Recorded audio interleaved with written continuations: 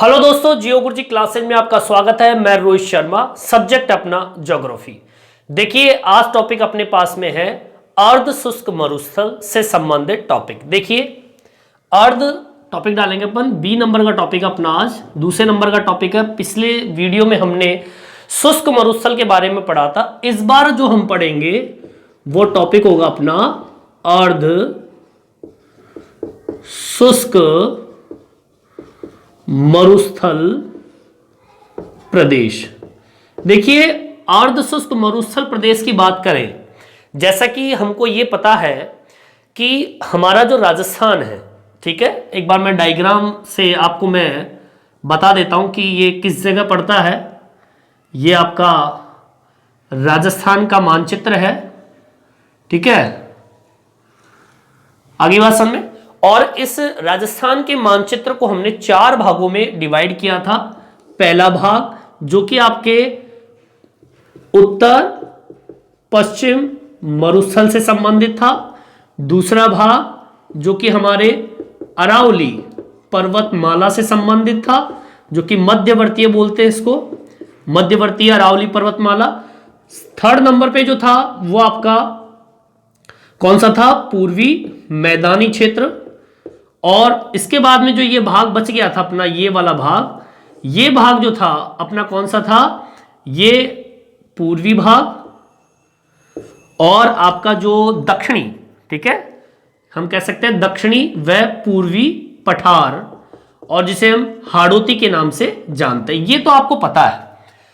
अब हम जब अर्ध शुष्क मरुस्थल प्रदेश की बात करते हैं इसकी, तो इसको भी हमने देखा था कि उत्तर पश्चिम मरुस्थल को एक भाग तो शुष्क मरुस्थल का था और दूसरा भाग जो था वो अर्ध शुष्क मरुस्थल।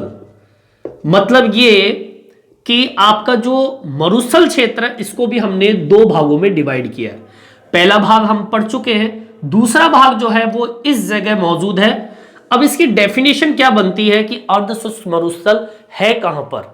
तो मैं बता दूं, अर्ध शुष्क जो मरुस्थल है इसकी परिभाषा ये बनती है, अर्ध शुष्क मरुस्थल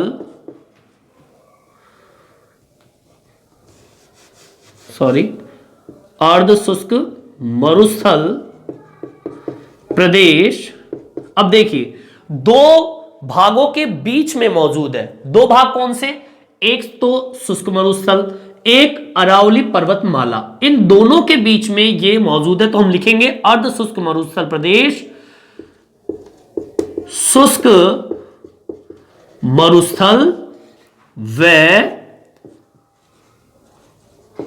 मध्यवर्ती अरावली पर्वत माला के बीच उपस्थित है। तो ये तो हो गया इनका स्थान की अर्ध शुष्क मरुस्थल जो है शुष्क मरुस्थल और मध्यवर्ती अरावली पर्वतमाला के बीच में मौजूद है, ठीक है। चलिए, अब देखिए, इस अर्ध शुष्क मरुस्थल को एक नाम से और पुकारा जाता है, वो है बांगड़ प्रदेश, ठीक है। इसको दूसरा नाम डालते हैं क्या? बांगड़ प्रदेश के नाम से भी इसको जानते हैं। इसको भी हम मेंशन करेंगे, क्या लिखेंगे? अर्ध शुष्क मरुस्थल प्रदेश को बांगड़ प्रदेश के नाम से भी जानते हैं, ठीक है। तीसरी विशेषता क्या है, सुनिए। देखिए, अर्ध शुष्क मरुस्थल जो प्रदेश है, जैसे कि अगर मैं शुष्क मरुस्थल की बात करूं तो सूखा इसलिए क्योंकि यहां पर 0 से 25 सेमी क्या होती है? वर्षा होती है। जबकि आपके अर्ध शुष्क मरुस्थल के अंदर कितनी वर्षा होती है? सुनिए, अर्ध शुष्क मरुस्थल प्रदेश में 25 से 50 सेमी क्या होती है? वर्षा होती है, ठीक है। तो इस तरीके से इसकी विशेषता भी हो गई और इससे यह भी पता चल गया कि ये आपका अर्ध शुष्क मरुस्थल है क्या। ठीक है, तो ये तो आपकी थोड़ी सी एक शॉर्ट परिभाषा के रूप में, डेफिनेशन के रूप में मैंने आपको ये बताया। अब आगे की ओर बढ़ते हैं। देखिए अर्ध शुष्क मरुस्थल की बात, इसको उतार लीजिए आप लोग। देखिए अर्ध शुष्क मरुस्थल जो है, इसको अगर मैं बांटूं तो 4 भागों में इसको क्या किया गया है, डिवाइड किया गया। वो डिवाइड देखते हैं कि 4 भाग कौन से हैं अर्ध शुष्क मरुस्थल के। देखिए अर्ध शुष्क मरुस्थल को 4 भागों में बांटा गया है। ठीक है, वो 4 भाग कौन से, उसको हम देख। सबसे पहला जो भाग है वो भाग कहलाता है लूनी बेसिन का, लूनी बेसिन। ठीक है, दूसरे नंबर का जो भाग है वो है नागोरी उच्च भूमि, नागोरी उच्च भूमि। ठीक है, तीसरे नंबर का जो बिंदु आता है वो है शेखावाटी अंतः प्रवाह है, शेखावाटी अंतः प्रवाह है। और आखिरी जो बिंदु है वो है घग्गर बेसिन, घग्गर बेसिन। ठीक है, तो इन 4 भागों में इसको क्या किया है, डिवाइड किया है। अब इन 4 बिंदुओं के बारे में आज हम अध्ययन करते हैं, जो कि अर्ध शुष्क मरुस्थल की विशेषता लिए हुए है। अर्ध शुष्क मरुस्थल को इन 4 वर्गों में या 4 भूआकृति प्रदेशों के अंदर बांटा गया है। तो सबसे पहला पॉइंट डाल लीजिए आप लोग, लूनी बेसिन। देखिए इसको भी मैं साफ कर देता हूं।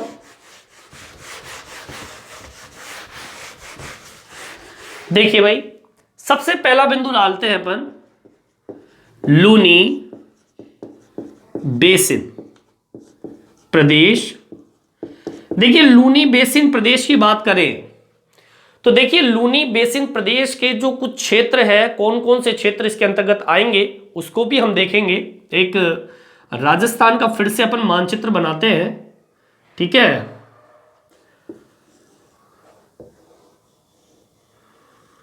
आगे बात समझ में। अब देखिए राजस्थान का मानचित्र, उसमें हम लूनी बेसिन प्रदेश को देखेंगे कि ये कहां पर है। पहले तो हम इसकी विशेषता की बात कर लेते हैं कि इस क्षेत्र को और किन नामों से जाना जाता है। देखिए इस लूनी बेसिन प्रदेश को, सबसे पहली चीज, इस क्षेत्र को गोडवाड़, इस क्षेत्र को गोडवाड़, ठीक है, गोडवाड़ बेसिन भी कहते हैं। सबसे पहली चीज कि इस प्रदेश को, इस क्षेत्र को गोडवाड़ बेसिन भी कहते हैं। चलिए अब आगे सुनिए और विशेषता। देखिए अब इसका विस्तार कहां कहां पर मौजूद है। अब इसके विस्तार की अगर हम बात करें तो इसका विस्तार, पहला जिला जोधपुर। ठीक है, अब राजस्थान के मानचित्र में चलते हैं अपन। राजस्थान के मानचित्र में अगर हम जोधपुर की बात करें और इसी के साथ में, जोधपुर के साथ में जालोर, इसको भी हम मेंशन करेंगे जहां पर ये मौजूद है। जालोर, सिरोही, पाली, सिरोही, पाली, और एक जिले का नाम और है वो है बाड़मेर। अब देखते हैं कि ये जिले कहां मौजूद है राजस्थान के मानचित्र में। ठीक है, तो सबसे पहले हम बात करते हैं जोधपुर और बाड़मेर, क्योंकि जोधपुर बाड़मेर, हालांकि ये सारे पास पास है। ठीक है, तो सबसे पहले तो देखते हैं बाड़मेर। ये देखिए ये एरिया जो दिख रहा है आपको, ये बाड़मेर है। कौन सा एरिया है, बाड़मेर। यहां पर जैसलमेर है। ये कौन सा एरिया, जैसलमेर। जैसलमेर को छोड़िए, बाड़मेर यहां पर है। बाड़मेर से थोड़ा आगे की ओर बढ़ते हैं तो ये जो क्षेत्र दिख रहा है आपको, ये आपका पड़ता है कौन सा, जोधपुर। कौन सा भाग पड़ता है, जोधपुर का। ठीक है, पहला दूसरा पॉइंट क्लियर। अब देखिए जालोर, सिरोही और पाली की बात कर लेते हैं। जालोर, सिरोही और पाली की बात करें तो नीचे आइए, बाड़मेर और जोधपुर के नीचे के एरिया के अंदर, तो नीचे की ओर आते हैं तो बाड़मेर के जस्ट नीचे की ओर है ये आपका जालोर डिस्ट्रिक्ट पड़ता है। ठीक है, यहां पर आपका लूनी बेसिन वाला क्षेत्र है। ठीक है, जालोर से ठीक थोड़ा सा आगे की ओर चलते हैं तो आपका ये जो भाग दिख रहा है ये पड़ता है पाली, जालोर पाली। ठीक है, क्लियर। अब बात करते हैं सिरोही की। ठीक है, तो जालोर और पाली के जस्ट नीचे वाला जो ये भाग है ये आपका कौन सा है, सिरोही। ठीक है, तो ये 1 2 3 4 5 जो जिले हैं ये आपके लूनी बेसिन प्रदेश के अंतर्गत आते हैं। ठीक है, क्लियर। चलिए आगे की ओर बढ़ते हैं और विशेषता सुनिए। देखिए इस क्षेत्र में लवणीय पादप पाए जाते हैं। कौन से पादप पाए जाते हैं, लवणीय। इस क्षेत्र में लवणीय पादप पाए जाते हैं। लवणीय पादप का मतलब होता है जो लवणीय क्षेत्रों में पैदा हो। ठीक है, अब मुख्यतः इसमें भी बात करें तो मुख्यतः ये पादप अगर मैं बात करूं तो बाड़मेर में ज्यादा है, बाड़मेर में सर्वाधिक है। अब बाड़मेर कहां पर, देखिए बाड़मेर ये एरिया जो है, इस एरिया के अंदर आपके लवणीय पादप सबसे ज्यादा आपको मिलेंगे। ठीक है, चलिए आगे की ओर बढ़ते हैं। इसमें एक टॉपिक और जोड़ देता हूं मैं, एक और क्वेश्चन है इसमें, नहर दलदली, नहर दलदली क्षेत्र। देखिए नहर दलदली क्षेत्र जो होते हैं वो क्षेत्र होता है जालोर वाला। यहीं पर एक मौजूद क्षेत्र है नहर दलदली। ठीक है, दलदल वाला क्षेत्र बोल सकते हैं, नहर दलदली क्षेत्र जालोर में, जालोर क्षेत्र में उपस्थित है। अब जालोर आपको पता है ही, जालोर इस वाले क्षेत्र के अंदर मौजूद है नहर दलदली क्षेत्र। एक क्वेश्चन और है काला भूरा डूंगर, काला भूरा डूंगर। इस बेसिन के मतलब ये जो बेसिन है, मतलब कौन सा बेसिन, लूनी बेसिन। ठीक है, लूनी बेसिन के पूर्व में जब हम पाली की ओर चलते हैं, ये रहा पाली, और ये कौन सी दिशा है, पूर्व दिशा।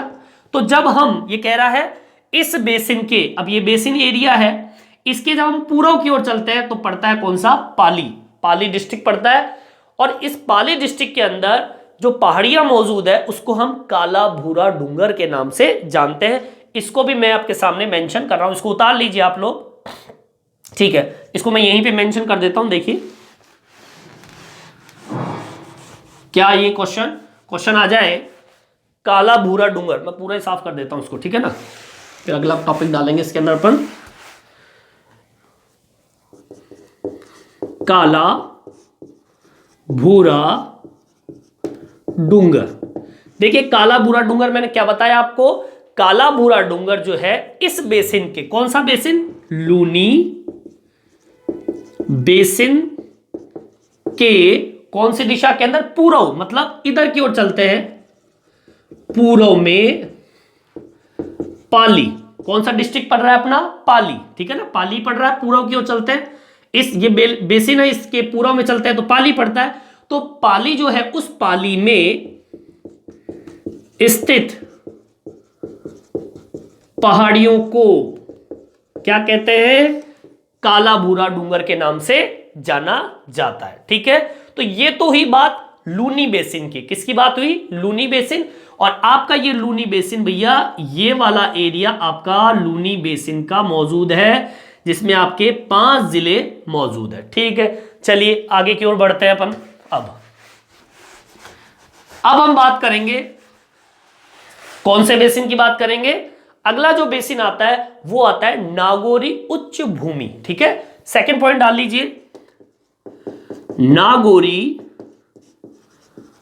उच्च भूमि। ठीक है, देखिए नागौरी उच्च भूमि जो क्षेत्र है, इस क्षेत्र में लवणीय झीलें सर्वाधिक मात्रा में पाई जाती है। मतलब सबसे ज्यादा जो लवणीय मतलब नमक वाली जो झील है वो यहीं पर मिलेगी। पहला, इस क्षेत्र में लवणीय झीलें, ठीक है, लवणीय झीलें सर्वाधिक है। ठीक है, चलिए और सुनिए आगे। लवणीय झीलें सर्वाधिक है। अब यहां पर एक क्षेत्र पाया जाता है, एक पट्टी बोलते हैं कूबड़ पट्टी। कौन सा पट्टी? कूबड़ पट्टी या बांका पट्टी के नाम से इसको जानते हैं। मैं लिख देता हूं, कूबड़ पट्टी या फिर कह दीजिए बांका, बा के ऊपर बिंदी का, बांका पट्टी। ठीक है, अब कूबड़ पट्टी, बांका पट्टी आपके नागौरी उच्च भूमि वाला ही भाग है। यह उपस्थित है नागौर और अजमेर के बीच में। ठीक है, यह है नागौर व अजमेर के मध्य स्थित है। आप पूछोगे नागौर और अजमेर कहां पर है, तो सुनिए, नागौर और अजमेर की बात करें तो जोधपुर से थोड़ा आगे की ओर बढ़ते हैं। यह भाग जो है ये भैया आपका कौन सा है? नागौर का। जोधपुर जो है, जोधपुर पाली से जुड़ा हुआ भाग इसे माना जाता है। इसको हम बोलते हैं कौन सा? नागौर डिस्ट्रिक्ट। ठीक है, पाली से भी जुड़ा हुआ है इस तरीके से। और अजमेर जो है, अजमेर कहां पड़ता है? नागौर के ठीक नीचे इस साइड। ये आपका कौन सा भाग है? अजमेर वाला भाग। ठीक है, नागौर अजमेर इसी के करीब है, जोधपुर पाली के करीब। ठीक है, तो ये जो क्षेत्र है, इस क्षेत्र के मध्य में ये कूबड़ पट्टी या बांका पट्टी के नाम से इसको जानते हैं। अब इसकी खास विशेषता बता दूं कि इसकी खास विशेषता है कि यहां पर बहुत ज्यादा अधिक मात्रा में फ्लोराइड का नाम सुना होगा। पानी में फ्लोराइड होना पत्थर होता है एक तरीके से। यहां सर्वाधिक फ्लोराइड, ठीक है, फ्लोराइड, ठीक है, फ्लोराइड जानते हो ना, जो पानी में फ्लोराइड मिलता है, फ्लोराइड पाया जाता है। और इसी फ्लोराइड की वजह से एक बीमारी हो जाती है, उसे बोलते हैं फ्लोरोसिस। एक नाम की बीमारी है, यह बीमारी लोगों में हो जाती है, जिसके कारण यहां फ्लोरोसिस नामक बीमारियां या बीमारी हो जाती है। ये बीमारी जो है, फ्लोरोसिस नाम की जो बीमारी है, वो यहां के लोगों में हो जाती है। ठीक है, तो ये मैंने आपको बताया नागौरी उच्च भूमि वाला क्षेत्र, जो कि आपके नागौर और अजमेर जिला इसमें मौजूद है, जो कि कूबड़ पट्टी और बांका पट्टी के नाम से भी जानते हैं इसको। ठीक है, क्लियर। चलिए अब आगे की ओर बढ़ते हैं। अब हम बात करते हैं शेखावाटी अंतः प्रवाह की। ठीक है, तीसरा पॉइंट डालेंगे, इसे उतार लीजिए आप लोग। देखिए,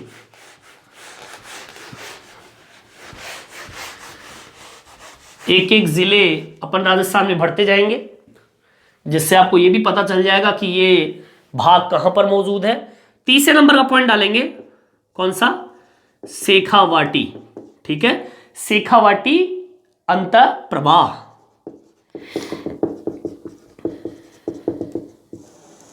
देखिए, शेखावाटी अंतः प्रवाह की बात करें तो इसका विस्तार कहां पर है? सीकर, झुंझुनू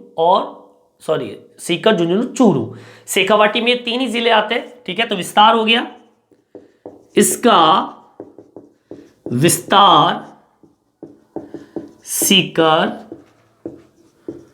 झुंझुनू व चूरू में है। ठीक है, ये आपके 3 डिस्ट्रिक्ट इसके अंतर्गत आते हैं। आ जाइए, राजस्थान के मानचित्र की बात करें तो नागौर अजमेर जहां पे मैंने आपको छोड़ा है, इससे आगे की ओर चूरू, झुंझुनू और सीकर पड़ेगा। ठीक है, यहां तो भैया पड़ जाएगा चूरू, ये लीजिए। ठीक है, ये जो भाग दिख रहा है आपको और ये जो भाग दिख रहा है, ये 2 भाग आपको दिख रहे हैं। चूरू के ठीक नीचे, चूरू से अगर अब हम नीचे की ओर बढ़ते हैं तो पड़ता है सीकर, ये सीकर है। ठीक है, और ये जो भाग दिख रहा है ये आपका है झुंझुनू। चूरू, सीकर, झुंझुनू। तो ये जो भाग दिख रहा है आपको, ये भैया आपका कौन सा एरिया है? शेखावाटी एरिया। ठीक है, ये 3 जिले इसके अंतर्गत आते हैं। ठीक है, चलिए यहां तक हो गई। अब हम बात करते हैं कुछ प्रमुख विशेषताओं की। प्रमुख विशेषताएं कौन कौन सी यहां पर मौजूद है वो बात कर लेते हैं। कहां पर? शेखावाटी अंतः प्रवाह की। सबसे पहली विशेषता, एक शब्द आता है जोहड़। जोहड़ क्या होता है? देखिए, जोहड़ जो होता है वो शेखावाटी में पाए जाने वाले कच्चे कुओं को बोलते हैं। किसको बोलते हैं? कच्चे कुओं को। ठीक है, लिखेंगे अपन, शेखावाटी क्षेत्र में पाए जाने वाले कच्चे कुओं को क्या कहते हैं? जोहड़ कहते हैं। ठीक है, जोहड़ है क्या? कच्चे कुओं को जोहड़ कहा जाता है। ठीक है, शेखावाटी में। ठीक है, अब चलिए आगे बढ़ते हैं। सर, देखिए सर क्या होता है शेखावाटी में? सर किसे कहते हैं? शेखावाटी में पाए जाने वाले जो तालाब होते हैं, तालाबों को सर कहते हैं। ठीक है, शेखावाटी क्षेत्र में सर को तालाब कहा जाता है, या कह लीजिए तालाब को सर कहते हैं। उल्टा लिख दिया मैंने। क्षेत्र में तालाबों को क्या कहते हैं? सर कहते हैं। ठीक है, तालाब जो होते हैं शेखावाटी में उसे हम सर कहते हैं। चलिए, तीसरे नंबर का जो टॉपिक आता है वो देख लीजिए क्या होता है। तीसरे नंबर का आता है बीड़। बीड़, बीड़, बीड़। देखिए, बीड़ का मतलब क्या होता है? शेखावाटी में जो चरागाह भूमि होती है, जहां पे जानवरों को चरने के लिए स्थान छोड़ा जाता है, शेखावाटी क्षेत्र में चरागाहों की भूमियों को, ठीक है, जो चरागाह भूमि होती है, पशुओं को चराने वाला स्थान जो होता है, उनको क्या कहते हैं? बीड़ कहते हैं। ठीक है, और सुनिए, एक विशेषता और बता दूं, इस बीड़ की प्रमुख जो भूमि है वो है झुंझुनू। कौन सा भाग? झुंझुनू। ठीक है, यहां पर आपको सबसे ज्यादा चरागाह वाला क्षेत्र आपको मिलेगा। ठीक है, चलिए, एक विशेषता और है इसकी। एक विशेषता क्या है जो हमने पहले भी पढ़ा था, वो है तोरावाटी। याद है आपको? पहले शुरुआत में हमने पढ़ा था तोरावाटी किसे कहते हैं। तो कांतली नदी जो है उसके अपवाह क्षेत्र के अंदर, अपवाह क्षेत्र को हम तोरावाटी के नाम से जानते हैं, जिसमें सबसे ज्यादा जो भाग है वो सीकर और झुंझुनू का आता है। ठीक है, इसको भी हम मेंशन कर देते हैं। कांतली नदी के अपवाह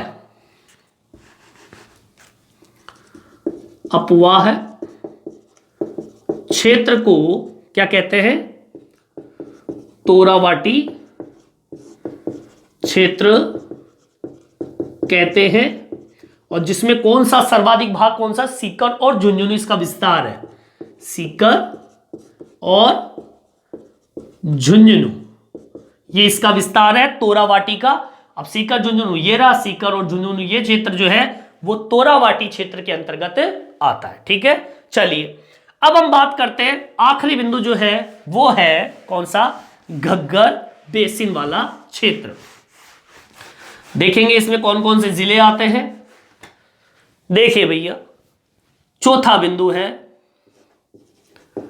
घग्गर बेसिन। देखिए, घग्गर बेसिन की बात करें तो इसके विस्तार की बात कर ले। सबसे पहले विस्तार की बात कर ले तो मैं बता दूं आपको, इसका विस्तार है, एक तो है श्री गंगानगर और एक है हनुमानगढ़। कहां पर है? देख लीजिए, ऊपर चलिए, ये जो भाग दिख रहा है आपको ऊपर ही ऊपर, ये है भैया श्री गंगानगर का। और ठीक इसके जस्ट नीचे वाला जो भाग है ये वाला, वो है हनुमानगढ़। ये दो जिले जो है ये आपके घग्गर बेसिन वाले क्षेत्र में आते हैं। ठीक ऊपर वाले जो भाग दिखाई दे रहे हैं आपको, ये वाले भाग, ये श्री गंगानगर, हनुमानगढ़, जो कि आपके घग्गर बेसिन वाले क्षेत्रों की श्रेणी में आते हैं। चलिए अब मैं बात करूं, इसके अंदर एक टॉपिक है काठी। काठी शब्द जो है, और एक टॉपिक और होता है बग्गी, बग्गी। ये होते क्या है, काठी और बग्गी का मतलब होता है, ये जो बेसिन होता है इसमें पाई जाने वाली चिकनी और उपजाऊ जो मिट्टी होती है उसको हम काठी और बग्गी के नाम से जानते हैं। ठीक है, इस बेसिन क्षेत्र में कौन सी मिट्टी, चिकनी व उपजाऊ मिट्टी को काठी या बग्गी के नाम से जानते हैं। और सुनिए, इसका विस्तार की बात करें तो मैंने बताया जैसे कि श्री गंगानगर और हनुमानगढ़ जो है इसके प्रमुख जिले हैं जहां पर ये उपजाऊ और चिकनी मिट्टी आपको मिलती है, जो कि आपके श्री गंगानगर यहां बताया, हनुमानगढ़ इसके ठीक बगल में या नीचे की साइड यहां मौजूद है। तो इस तरीके से घग्गर बेसिन की प्रमुख विशेषता, इतनी इसकी विशेषता होगी। ठीक है, जो इंपॉर्टेंट है आपके एग्जाम की दृष्टि से। ये वीडियो आपको कैसा लगा मेरे कमेंट्स बॉक्स में डाल के जरूर बताएं, और हाँ, इस चैनल को सब्सक्राइब जरूर करें, जिससे मैं नए नए राजस्थान की कुछ अच्छी अच्छी बातें जो कि जीके से संबंधित है वो आपको मैं बताता रहूंगा, जो कि एग्जाम के लिए भी आपके लिए इंपॉर्टेंट होगा। इस वीडियो में इतना ही, धन्यवाद।